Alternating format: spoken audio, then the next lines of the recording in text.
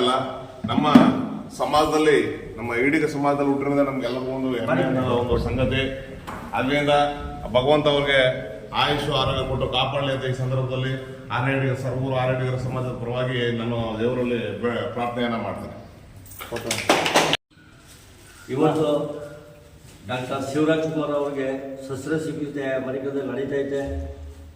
ಅವರು ಗುಣಮುಖವಾಗಿ ವಾಪಸ್ ಬರಲಿ ಅಂತ ಸರ್ಗೂರು ತಾಲೂಕು ಆರ್ಯಡಿಗ ಸಮಾಜದ ಪರವಾಗಿ ಅವ್ರಿಗೆ ಭಗವಂತ ಆರೋಗ್ಯ ಕೊಟ್ಟು ಹೆಚ್ಚು ರೀತಿ ಇನ್ನೂ ಫಿಲಮಲ್ಲಿ ತೆಗೆದು, ಯಾಕಂದರೆ ಆ ಕುಟುಂಬದಲ್ಲಿ ಇರೋರು ಈಗ ಫಿಲಮ್ ಚಿತ್ರನಟ ಅಂತ ಶಿವರಾಜ್ ಕುಮಾರ್ ಒಬ್ಬರೇ ನಮ್ಮ ಸಮಾಜದ ಕಳಸ ಇದ್ದಂಗೆ ಅವರೆಲ್ಲ.